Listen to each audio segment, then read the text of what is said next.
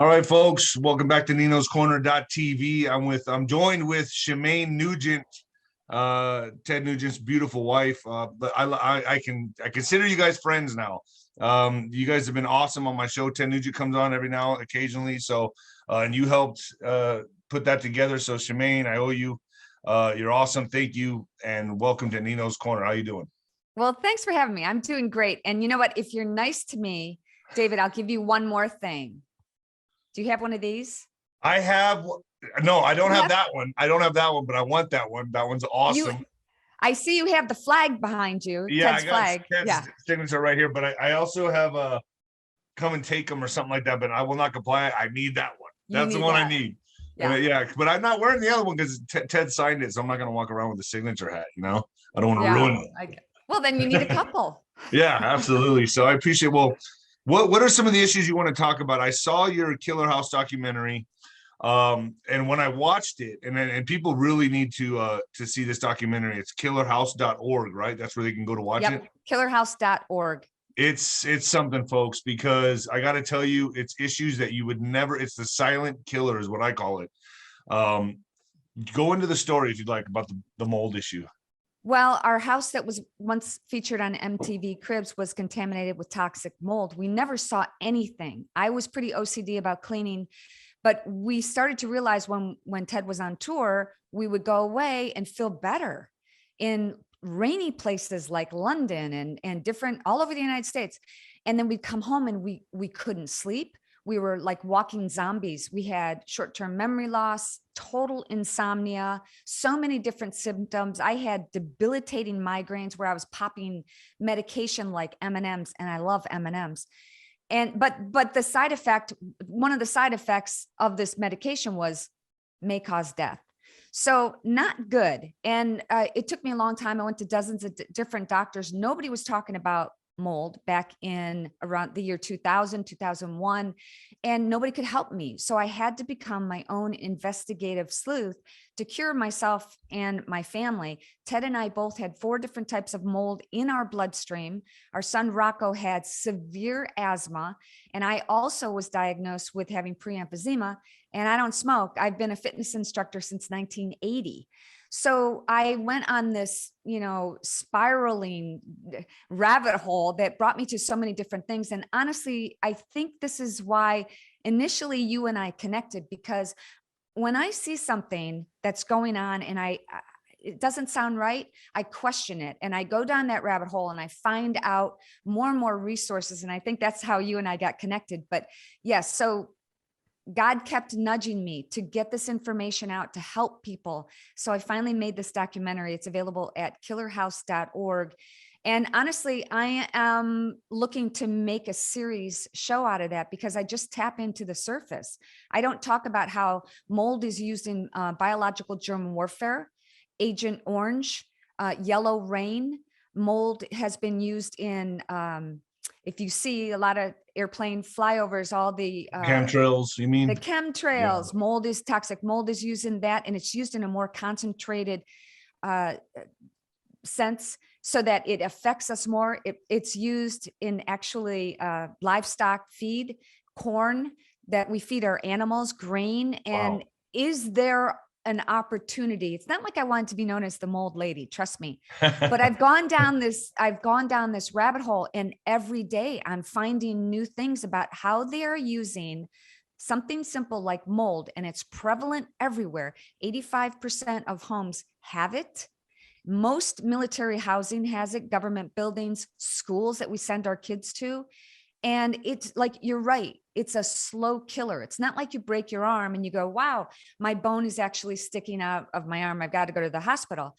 This is something where I think, especially women, we doubt ourselves. Oh, I was getting these headaches and the doctors told me, well, you're just probably stressed. Well, that's true.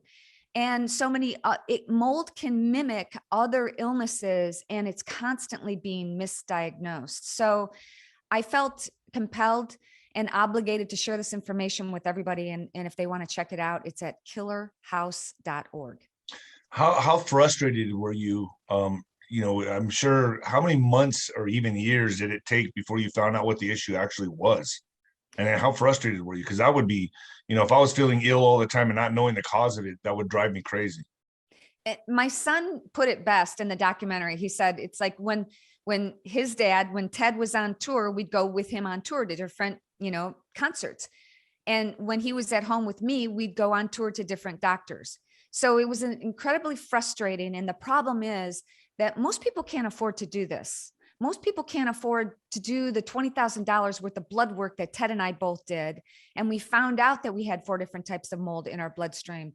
So what I want to do, go ahead. Hold on, you had to test your blood first. So the first thing that people, so you went through this rat race trying to figure out what it is. And then finally, after you did the testing with your blood, you found out exactly what it was. Yeah. And, now more doctors are aware of this. It's still a little, people might think that it's a little wacko to talk about toxic mold affecting migraines or affecting asthma or allergies. But if you find a functional medicine doctor or an alternative remedy, somebody who treats with natural remedies, they're going to be more inclined to help you. Because here's why. Big pharma plays no role. So what do they get out of it if they don't prescribe you something? And if can we talk about the can we talk about that? You call it the boogeyman. Okay. Everyone on my channel knows it as the boogeyman. Okay. What happened in 2020 is the boogeyman. Why? I mean, but you got to be real careful. And if I know. I'm banned. Disgusting. Okay, here's one for you. Why am I banned on Twitter and Ted's not? Oh, that's interesting. Yeah, it's because really you're talking about these issues. Hopefully, you don't get my channel bombed. Well, I know. I'm surprised. Yeah. I'm surprised you want to have me on your show because the Taliban, they have a Twitter feed, and so I hear, I haven't seen it. I hear it's it's okay, but I'm banned and they're not. So it's unbelievable. It's unbelievable. But whenever we're sick, lately in the past couple of years, and the boogeyman came to visit, nobody talked about preventative cures and to go out and get some vitamin D, to exercise, take care of your body, take care of your health.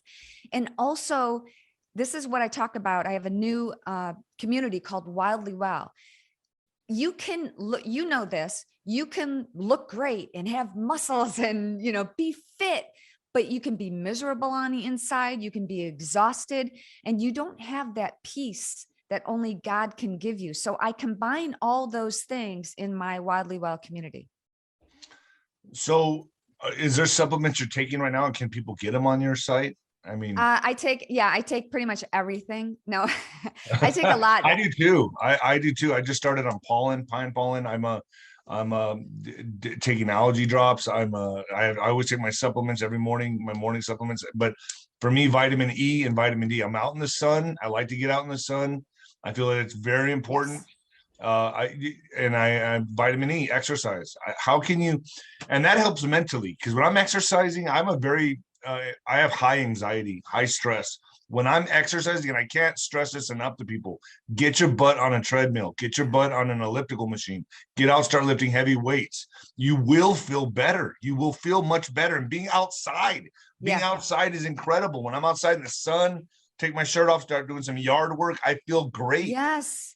You know what? This is kind of a different topic, but I feel like more and more people are going back to our roots, what our ancestors did hundreds of years ago. It wasn't anything from my grandmother to, if she wanted to, have chicken for dinner, she'd go walk outside to the chicken coop, go kill a chicken, pluck it and cook it and serve dinner.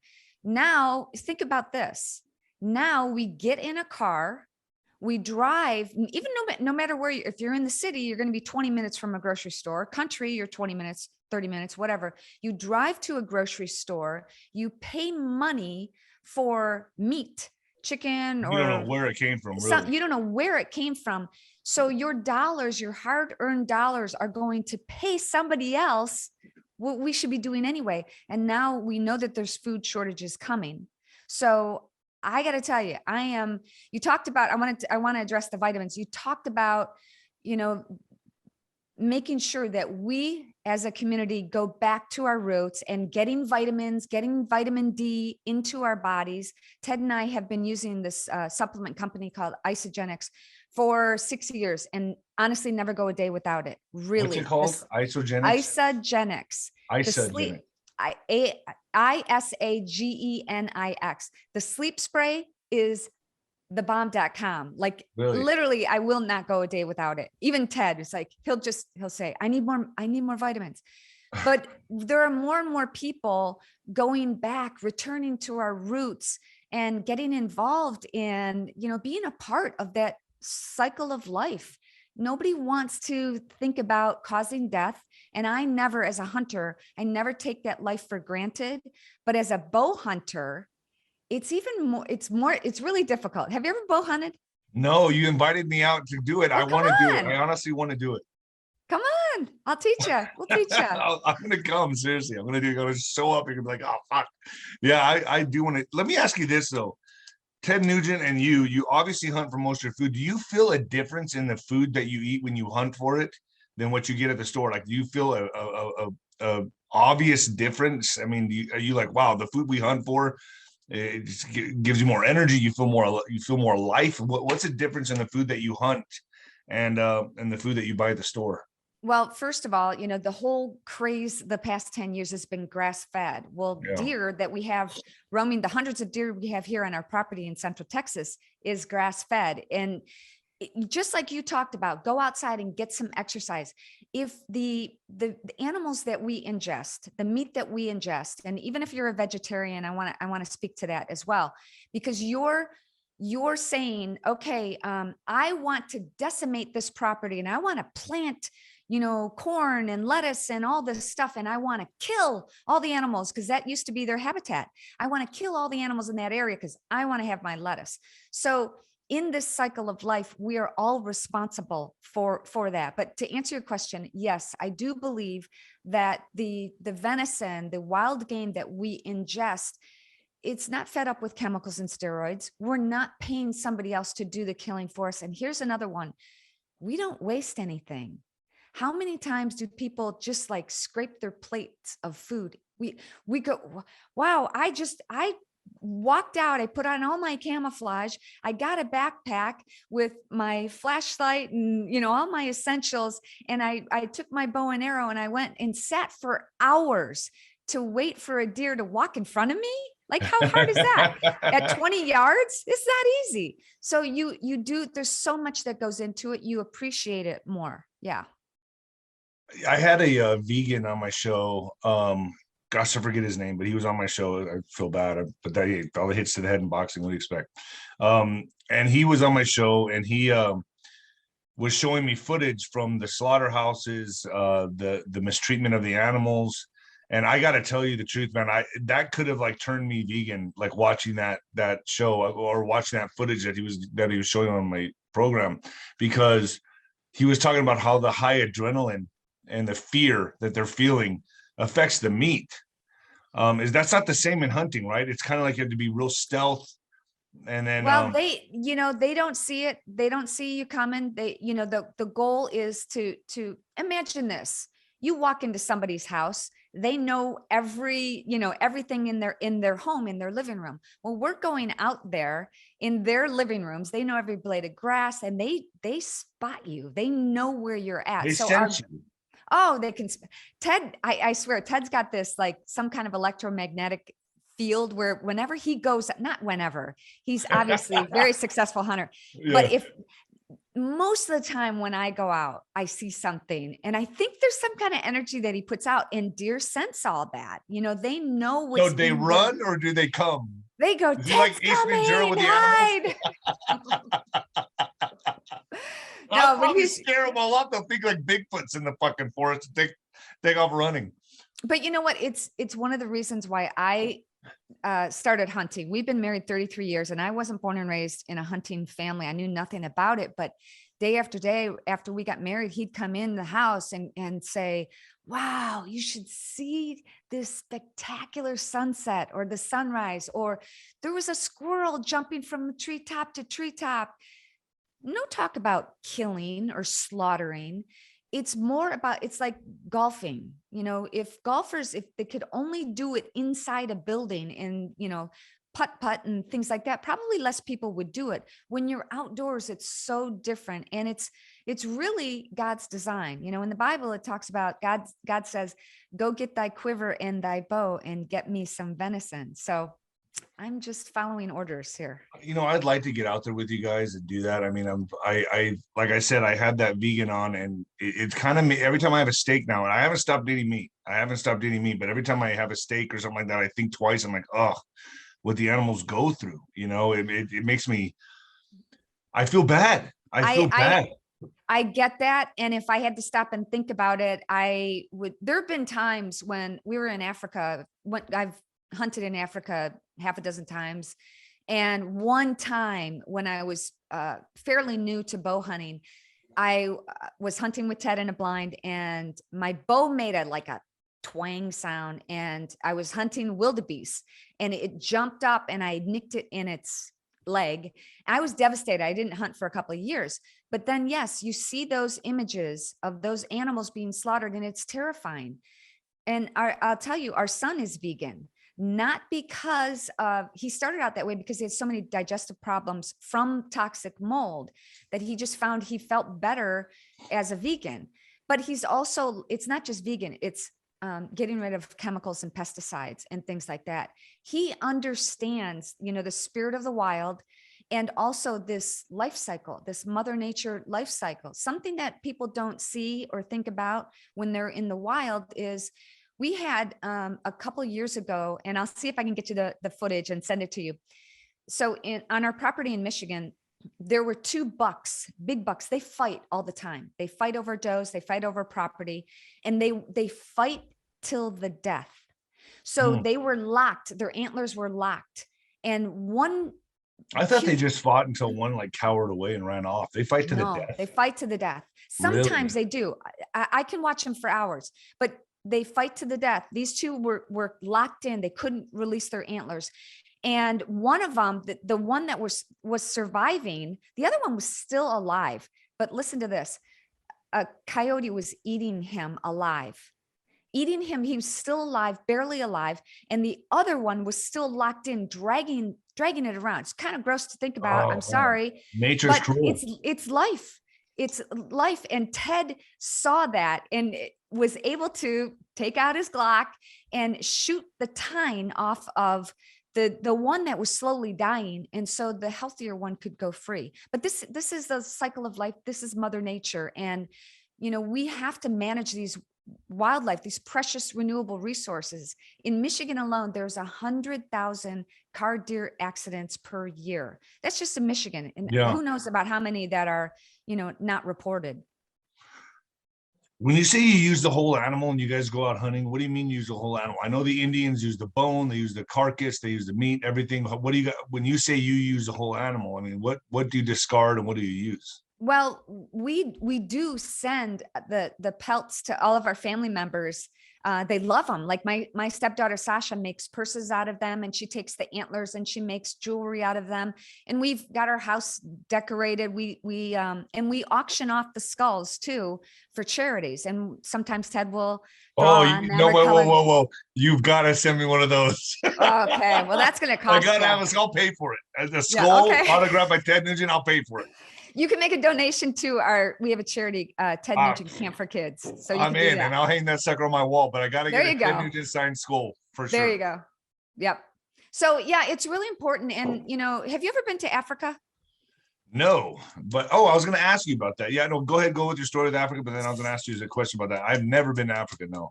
It's so unbelievable seeing that's like a mystical land, obviously.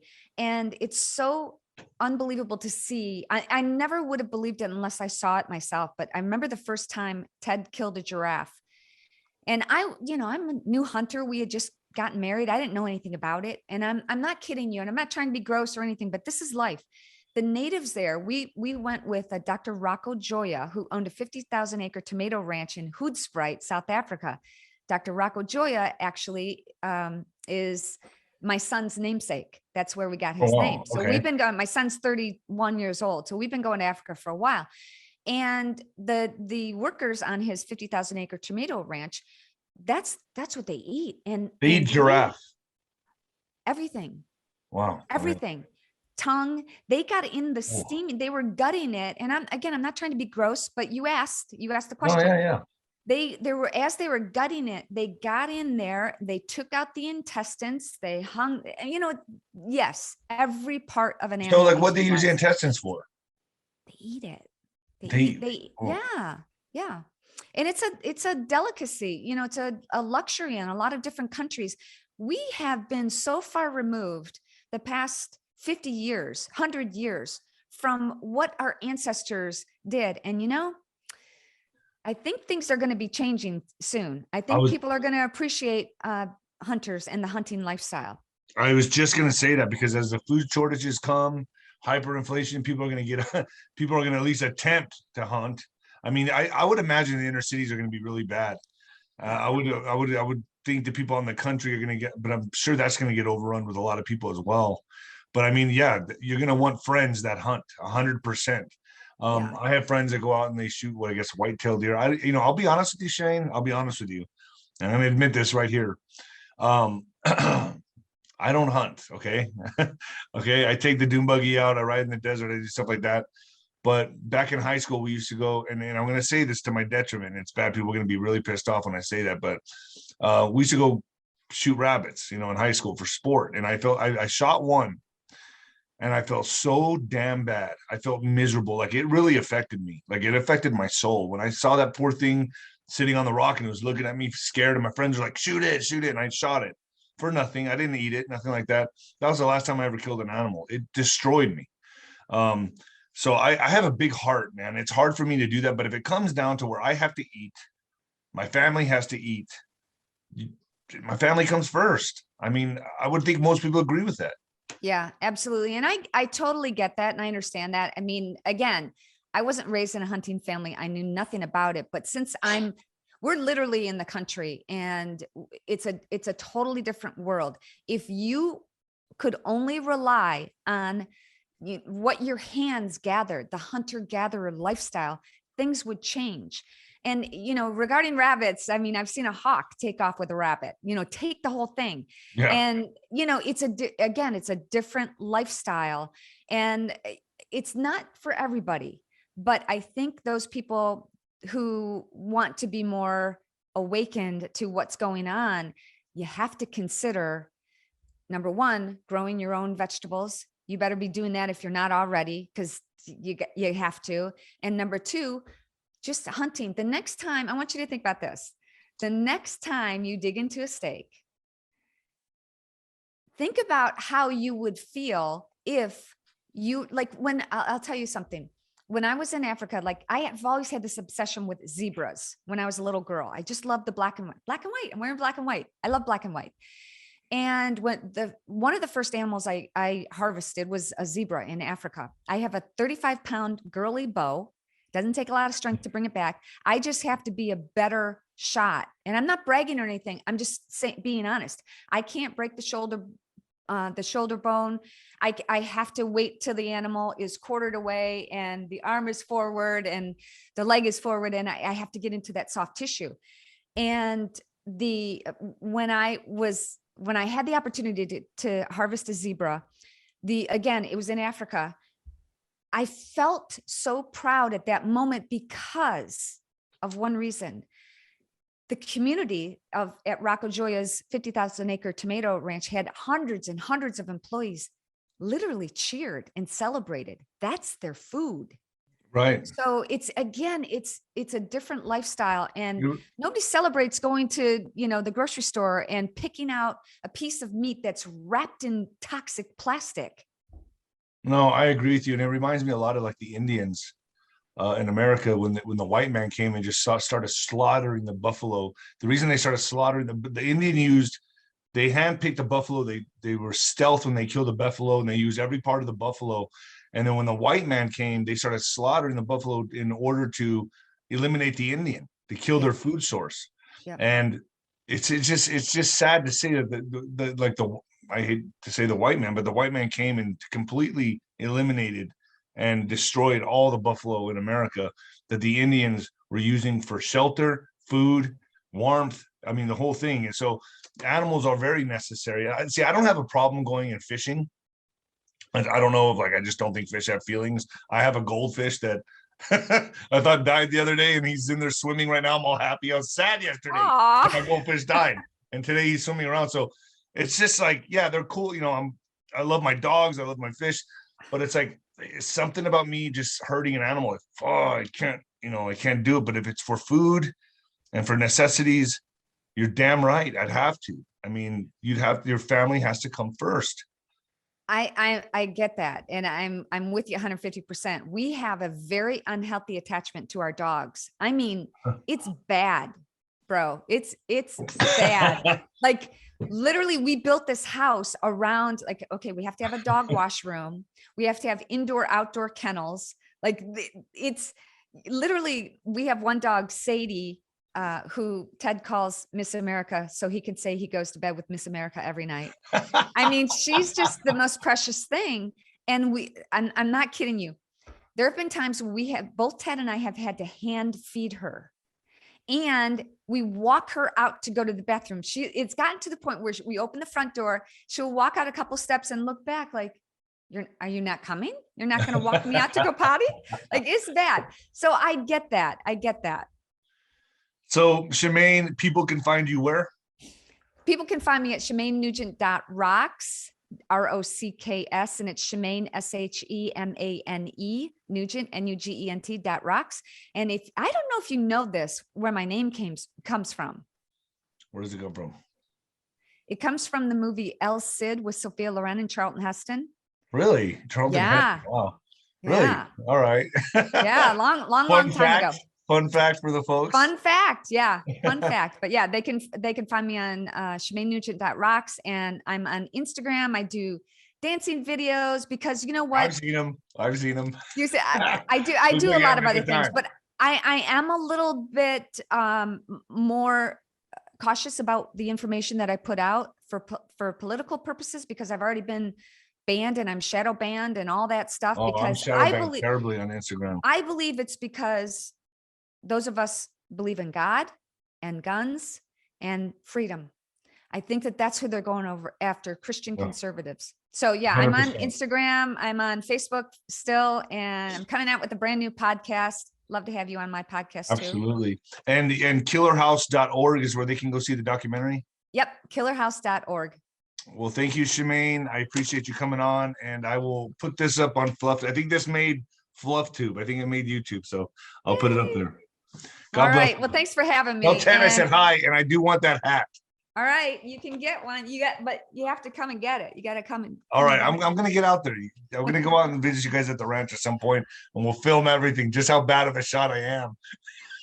We'll work with you. No worries. All right, Shemaine, all right. Have a good one. God bless.